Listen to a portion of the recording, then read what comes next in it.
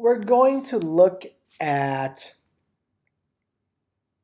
models and patterns. First, let's start with patterns. Patterns in your data provide clues about relationships. If a systematic relationship exists between the two variables, it will appear as a pattern in your data. If you spot a pattern, ask yourself, could this pattern be due to coincidence? How can you describe the relationship implied by the pattern? How strong is a relationship implied by the pattern? What other variables might affect a relationship?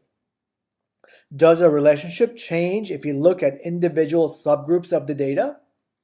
A scatter plot of Old Faithful eruption lengths versus the wait time between eruption shows a pattern. So let's go ahead and load that, which is right here. And let's go pull that up. And we can see that as the waiting time goes up, the eruption length goes up. And you can see there are two clear clusters over here. So that's how you would detect patterns in the data. Patterns provide one of the most useful tools for the data scientist because they reveal covariation. If you think of variation as a phenomenon that creates uncertainty, covariation is a phenomenon that reduces it. That's very important to remember. Let me repeat that line. If you think of variation as a phenomenon that creates uncertainty, covariation is a phenomenon that reduces it. If two variables covary, you can use the values of one variable to make a better prediction about the values of the second. And if the covariation is due to causal relationships, a special case, then you can use the value of one variable to control the value of the second one. Models are a tool for extracting patterns out of data. For example, consider the diamonds dataset. It's hard to understand the relationship between cut and price because cut and carrot and price are tightly related. It's possible to use a model to remove the very strong relationship between price and carrot so we can explore the subtleties that remain. Let's look at the following code and do just that. So we'll load the modeler library, and if we run this second part of the data set, it creates a linear model, and then use that linear model to create a diamonds 2 data set. And let's run this ggplot. What you'll see is that once you remove the relationships, this gives cut and price. Sorry, no, carrot and price. Yeah, this is carrot down here. And this computes the residual, the difference between the predicted value and the actual value. The residuals give us a view of the price of the diamond once the effect of carrot has been removed. So we can see that there's clearly a relationship right here, and that's exactly what we were looking for. Once we've removed the strong relationship between, let's go back to R. Once we've removed the strong relationship between carrot and price, you can see what you expect in the relationship between cut and price. Relative to the size, better quality diamonds are more expensive. And we can see that in this box plot right here.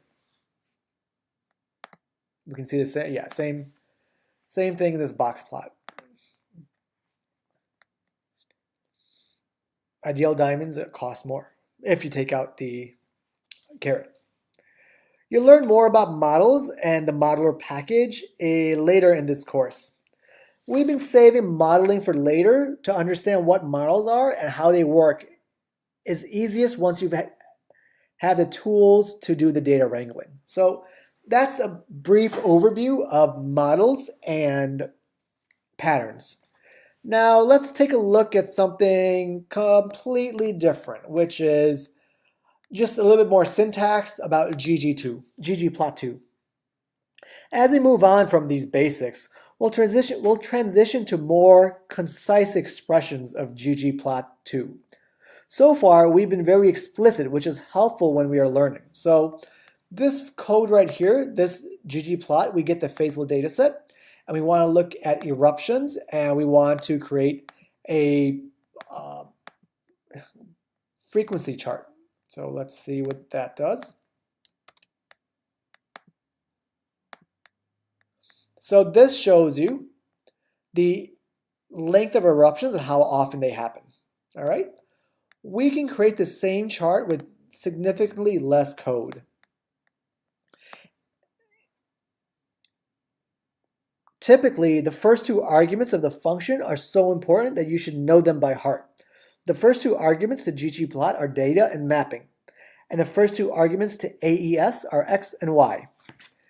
In the remainder of this course, we won't supply those names, so you won't see data equals faithful and AES equals x and then y. What you'll see is just the name, faithful, well, it's automatically in there, and AES is x equals eruptions. That's, we'll just put that in the standard. Rewriting this, we can see that it's the exact same output with a little bit more finesse.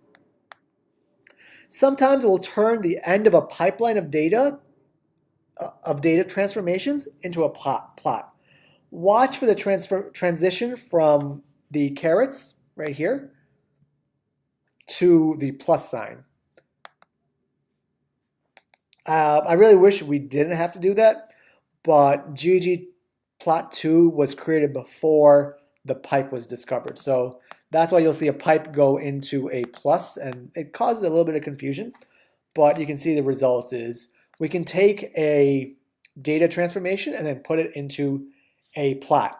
And this just plots the clarity versus the cut and the relationship between the two, or I mean, just the price. So we've covered the second part of this course, and I think we've covered a lot of ground. There's always more to learn about ggplot2. If you want to learn more about ggplot2, you can definitely check out, you can Google it or go to the website called ggplot2.org. So let me write that out for you.